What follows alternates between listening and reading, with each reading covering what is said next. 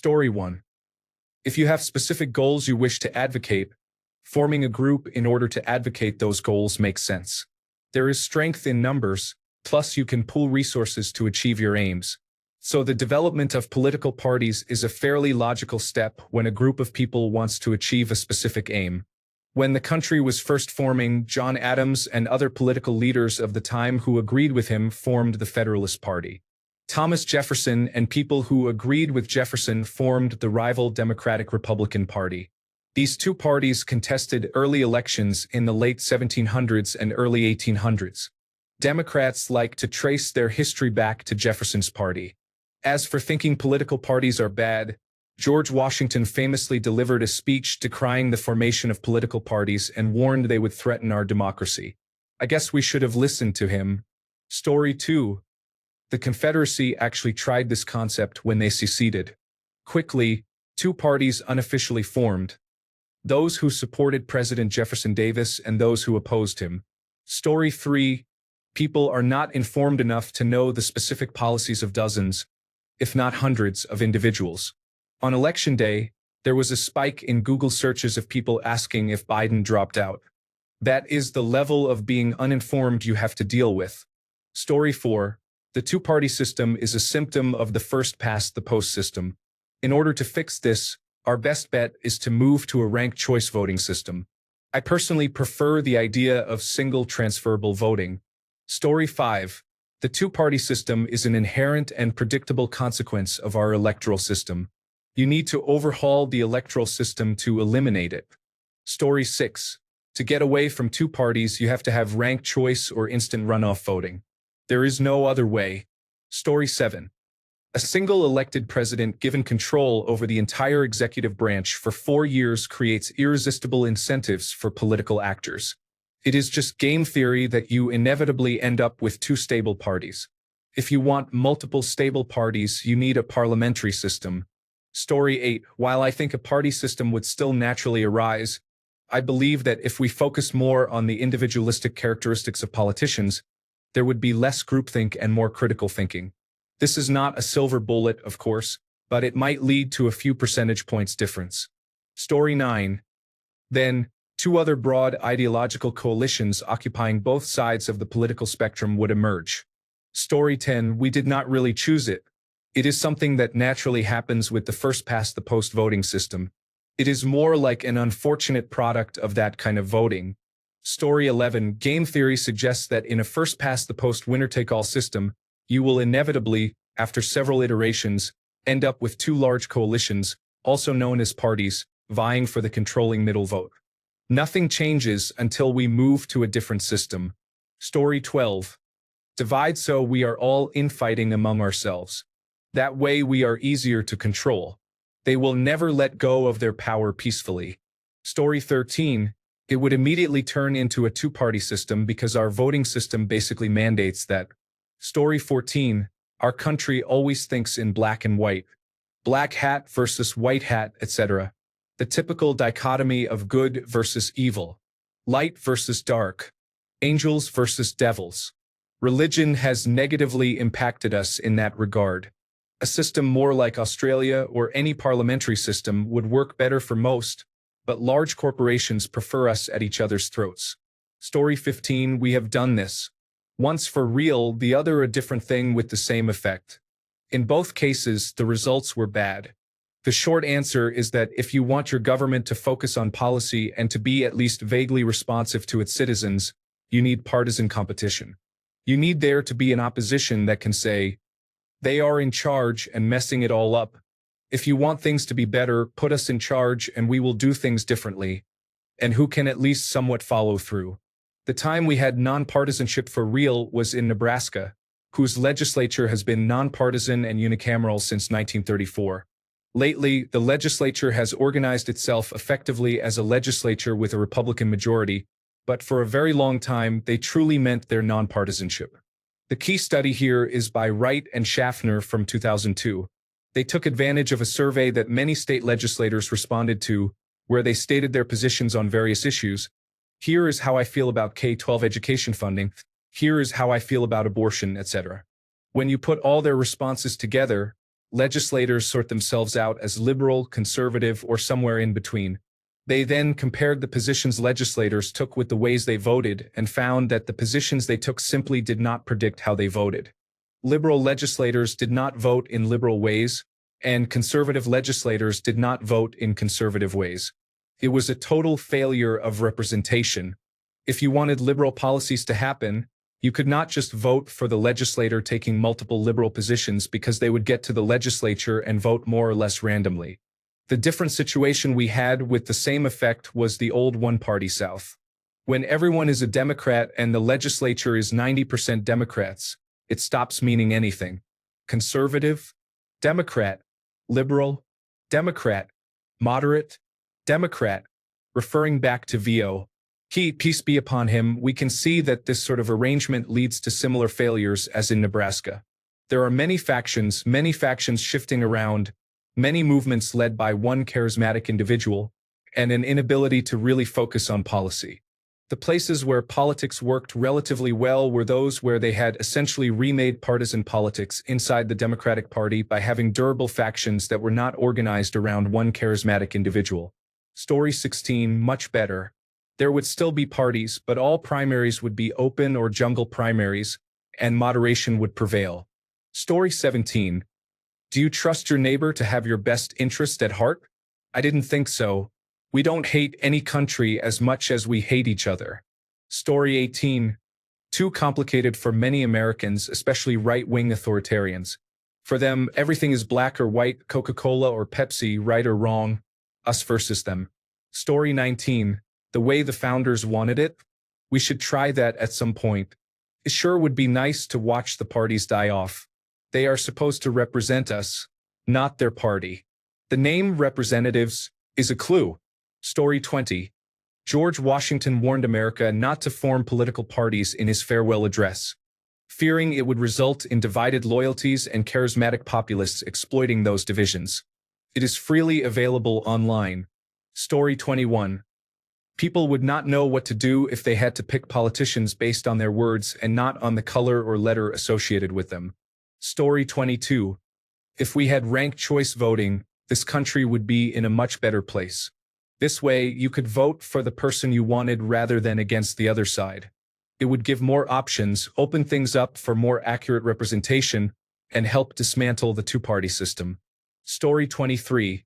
The same groupings would occur, but they would not be public, although everyone would know anyway. The only way to succeed in this is to eliminate gerrymandering. Even then, it would take at least a generation. Story 24. Organization is a natural human effort. New parties would arise even if you specifically outlawed the right to refer to yourself by a group name. Story 25. You can say that any politician can run for a specific goal, but one politician by themselves is fairly powerless. One congressman alone cannot pass the law by themselves. They will need to ally with other congressmen, thus forming a coalition, to ensure they have enough votes to pass a law. If multiple politicians have closely similar platforms, they can join hands together to form a party for a long-term alliance. The two-party system basically skips the whole coalition step of other countries that are more parliamentary. However, the two parties are so large that it makes any competition aside from the two main parties unviable. Story 26. I am still convinced political parties were made to make people hate each other. We would listen to each other more and stop calling people names when they express their opinion. I wish there were more people who did not blame a political party for a tragedy, and I wish more people told me about what happened. Story 27. They would self-align into two main corrupt political parties with vaguely similar ideals on either side. Story 28. Even if we had a three-party system, it would work out about the same. Like making America great again is purging normal Republicans. Story 29. If teams are not a factor and people are forced to look at policy, then the objectively better policy wins. The importance of teams only benefits the side with the worst policy. Anyone pushing identity politics is doing so because they know they cannot win on policy. Story 30. Every winner-takes-all system inevitably ends up with about 51% to 49%, randomly fluctuating between two increasingly indistinguishable parties trying to capture more of the middle. In Europe, where often multiple parties together need to have more than 50%, even a 5% party can be significant. If only 45% come from multiple other parties they get along with, imagine two big parties getting 31% and 32% needing to form a coalition with multiple other smaller parties to exceed 50%, just for not wanting to govern together at 63%. Story 31. We cannot have good things that threaten the system of the wealthy. These independent politicians would simply receive payment from the affluent as usual and deceive us to secure our votes, as is customary. Story 32. The two-party system is an inevitable result of first-past-the-post voting. What you are talking about is third-party voters, but because of strategic voting, those third parties are abandoned. There are many videos on the topic. I would love to see a movement toward ranked choice and full popular vote instead of the Electoral College. It would solve a lot of problems that have existed since the inception of this country. Story 33. When the Democratic Party was established by President Martin Van Buren and President Andrew Jackson, it was done intentionally to create a national, non-sectional coalition. There were fears after the Missouri Compromise that a civil war was brewing, so the two men tried to form a national majority based on national issues: low tariffs, limited government funding of improvements, and manifest destiny. Naturally, the anti-Jacksonians opposed these ideas and formed their own national coalition called the Whigs. Therefore, part of your answer is that national parties were formed to prevent regionalism and focus on national issues. It is debatable if this is still the case. Story 34. We started out with no parties. During Washington's second term, the two-party system started to form. Washington even warned about the dangers of parties in his farewell address. The first two parties formed around the issues of states' rights versus a stronger national government. Hamilton and John Adams were the leaders of the Federalists, and Jefferson and Madison were the heads of the Democratic Republicans. Hamilton and Adams couldn't stand one another, and Hamilton utterly destroyed the Federalists in the process of politically annihilating Adams.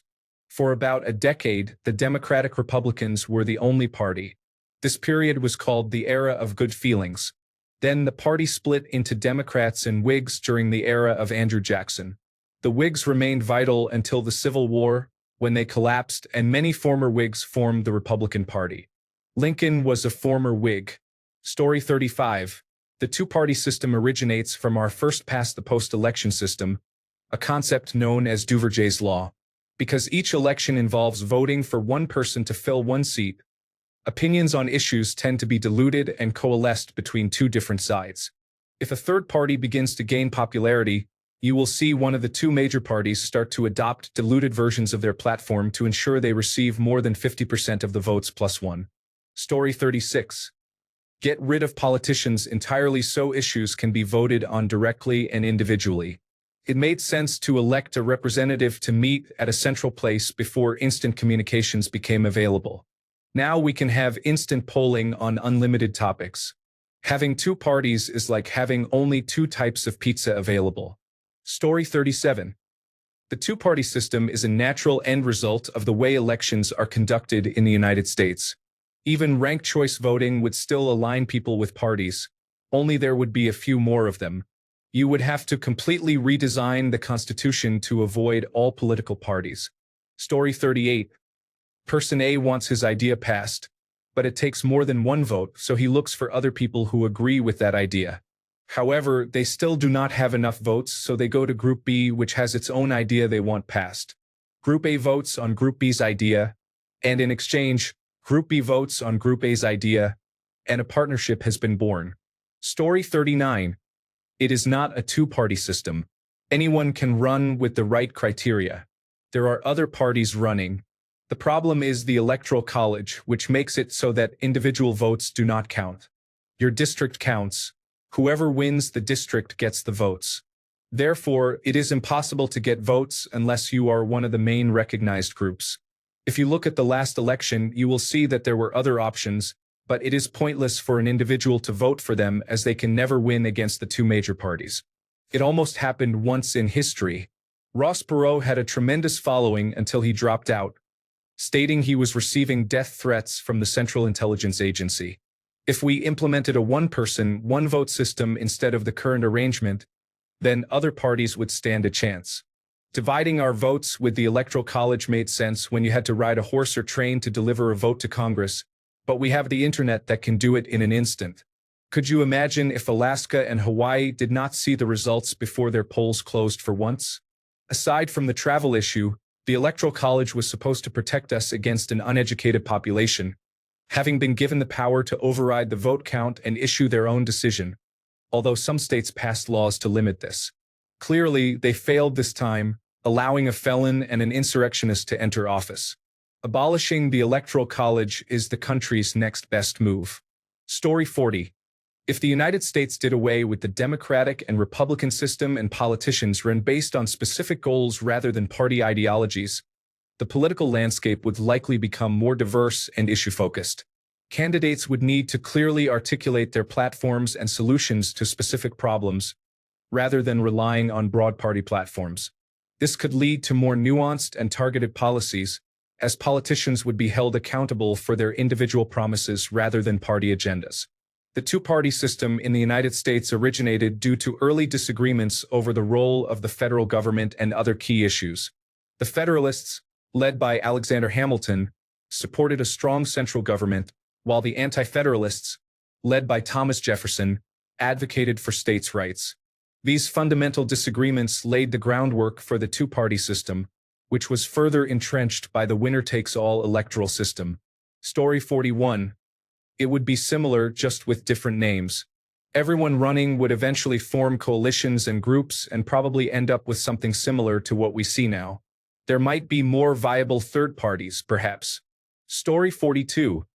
The two-party system does not exist by law. It exists because of mathematics. As long as a person needs 50% of the Electoral College plus one vote, there will always be individuals organizing into two teams. A third team simply acts as a spoiler and sends the decision back to the two teams that control the House of Representatives. Once you have those two teams, they will be playing a competition in every electoral arrangement beneath the presidency, right down to the state offices for positions such as dog catcher in the county offices in every county in the nation. Without the Electoral College, there would be more parties, but there would still be parties because people need to team up with others to do things like voting. Voting is entirely a popularity contest. Story 43. The party systems arose just like every other group. Humans are tribal in nature and naturally form groups in this way, unfortunately. That is how we end up with things like school versus school, state versus state, city versus city, country versus country, and so on. Story 44. Read George Washington's farewell address about parties, that out of parties come despots, that parties thrive on being pro-party, not pro-country. We are seeing that. With technology, we can pursue a direct election of each elected official. Story 45. The two-party system is the result of the first-past-the-post voting system. Any genuine voting system other than first-past-the-post is leagues better. The problems are: 1. At the scale of national general elections, the public just is not capable of understanding or tracking the positions of large numbers of multiple individuals, so those individuals band together to form parties. They are also more likely to gain power by banding together. This happens regardless of the voting system.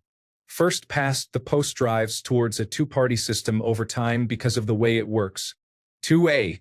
Single-member electorates magnify the effect and cause issues for non-first past the post voting systems as well. Best representation is with multi-member electorates.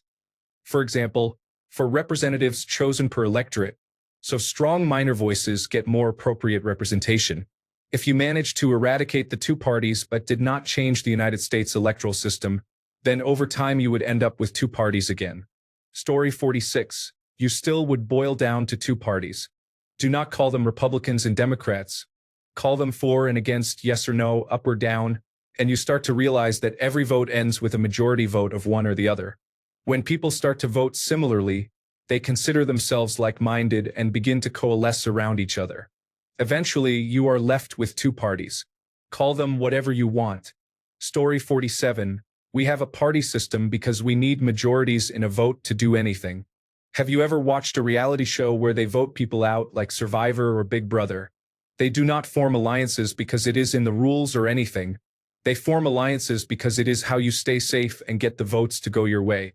If I want legislation X to pass and 10 people are voting in total, I need 5 of them on my side so we can get 6 votes. However, these people might want legislation Z to pass. I am kind of indifferent on it, so I promise to vote for Z if they vote for X. Bam. Party has formed. Story 48. Parties would arise eventually anyway. The modern party system common across democracies comes from convenience, not ideology, because it is easier to run a campaign and get elected when you have a large group of like-minded people to share the workload. Also, even if you personally do not get elected, being affiliated with a party can still secure you a place in the establishment. There is more security in a party as long as you can connect yourself to a more successful candidate. Losing an election does not mean you are left without options and forced to come up with a plan B. You are simply a part of someone else's mandate. Story 49. That was the way it was in the beginning. The founding fathers warned about political parties and tried to steer us away from them. This is why originally, the president was the person with the most votes and the vice president was the person with the second most votes. If that were still the case, we would have a natural check in place that we are missing now. It would be President Trump and Vice President Harris. Instead, we have President Musk, Mr. Trump, and J.D. Vance. Story 50. Like the founders meant it to be? That would be interesting, but I think it would be even more toxic. I grew up in Europe, and this is very common and makes it much more dysfunctional in my opinion. Picture a political party winning with only 20% of the vote because of the number of parties to pick from. Do you think anything is going to get done? If we had to turn back the clock on how we do things, I would want to see it revert back to when the losing candidate became the vice president. Story 51. We do not have a two-party system. There are many political parties in the United States. We have a two parties are relevant system. It comes from our winner-take-all election process. Countries with parliamentary systems share power whenever one party wins a plurality but not a majority. Thus a coalition government is formed. The best a minor political party in this country can achieve is to act as a spoiler for one of the other two. Think Jill Stein, Ross Perot, Ralph Nader, and Robert F. Kennedy Jr. until he was bought. Story 52. One of the expedients of a party to acquire influence within particular districts is to misrepresent the opinions and aims of other districts. George Washington. No sooner than you abolished the existing parties than a cabal of power-hungry office-seekers would create a new alliance of convenience to prevail over their less organized opponents. The two-party system is not a system at all. It is a reflection of the diverse values among our vast country and the self-interested political actors doing their utmost to appeal to those disparate values. There is no rule in the United States Constitution which relegates third parties like the Libertarians or Green Party to ineffectual irrelevance. Rather, it is the Greens and Libertarians themselves who are irrelevant, catering only to a tiny minority of extreme ideological voters and donors. The Democrats and Republicans, for all their faults, are big tent parties who try to encompass a wide range of issues and agendas. In my opinion, however, the dysfunction we are currently experiencing is that the Democrats and Republicans are also hedging too far into the catering to extreme side of politics. Let me be clear, motivated political activists and lobbyists are important to have. Without them, you are left only with an apathetic and generally uninformed electorate. But, to be frank, we could use a bit more apathy these days. We could use less partisanship and hyperbole, less political theater, and less slandering of our political interlocutors. We are all Americans, and we all have to live with each other, and most importantly, we need to have some respect for the will of the people, even when it prevails over our own will. The truth is, America is the most diverse country on earth. Every other nation the world over is the homeland of some ethnic group or another, and if they are home to 2 or 3 ethnic groups, it is more than likely that they are at each other's throats. America is shaped not by nationality, not by language or race, but by Enlightenment ideals. At the time of the founding of this country, the European homeland from which most Americans had come was a bitterly disunited place. Most of the immigrants here were either criminals subjected to transportation and indenture or refugees from bloody religious wars. We had Puritans and Quakers, Catholics and Anglicans, and the only way they were going to survive together was with a good measure of live and let live. That is why we have the right to bear arms, because the Huguenots saw themselves disarmed and butchered in the French wars of religion. That is why we have no establishment of religion, because the Church of England would tax nonconformists. Story 53. Well, the United States is the very best example of a society based on individualism. How do you feel that has been working out? Is it a good thing? How does it compare to countries that are fairly united and make decisions based on the collective, such as Sweden and the Nordic countries? Story 54. We have a two-party system because we have a first-past-the-post electoral system, which makes it almost impossible for third parties to win. We have political parties because, in a democratic system, people naturally organize themselves based on shared ideas, values, identities, and policy goals. It is very handy to have an organization to provide financial backing in an electoral campaign so voters hear your messages. Story 55. We would have a lot of ideas being thrown around, many of them counteracting each other and making little progress in real change. Whether you like parties or not, the reason they exist is to have a holistic political vision. The economy, infrastructure, social needs, culture, education, and employment. All of those policies work together and affect each other. Story 56. The two-party system keeps at each other's throats. The Civil War never really ended. The North won the war, but the South won the peace. The French had a revolution. We had a civil war that never truly ended. Story 57. Our system isn't designed with two parties in mind. However, two parties were the most obvious end product. Having two parties is not in any way our problem. Story 58. The two-party system is broken. We were legitimately warned by Washington that political parties would be the downfall of our system, and the only way to really move forward at this point is to switch voting systems to something like an approval or preferential voting system that fully supports the idea of adding as many political parties as we see fit to break the two-party system. As many others have said, they were started for the convenience of labels for politicians to run under, but there are so many subdivisions inside the parties nowadays that we need to just embrace the schism and start 3 to 5 or more political parties to fit the new groups forming. Story 59. With first-past-the-post voting, a two-party system always prevails. If you have 5 or 6 different people with similar beliefs on a ballot, the vote is largely split around those key ideas, with people having preferred secondary initiatives. In a first-past-the-post voting system, anyone who has no vote splitting has an automatic advantage. If 2 people agree for one of them to drop out ahead of the actual election, they will ensure someone with their views has a better chance of winning than someone with opposing views. Story 60.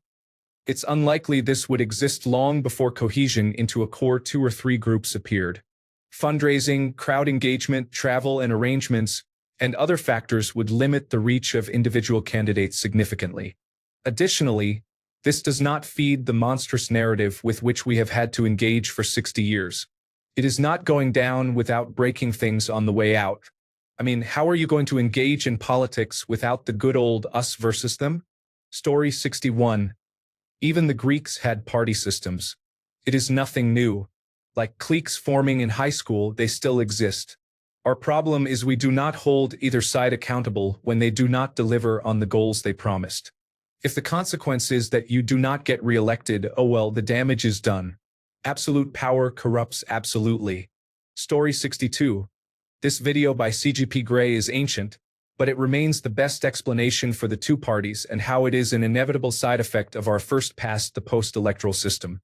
Story 63. George Washington warned us against forming parties. They formed anyway because people have the right to freely assemble and because people have more power in groups than individually. It is almost a sociological law of nature. Story 64. We should not have parties and politicians with personal opinions to begin with. Representatives are supposed to be just that, a representative of their district. They should be in touch with their constituents, understand their problems, and represent their interests regardless of their own personal opinions on the matter. This went out the window when Congress limited its own size.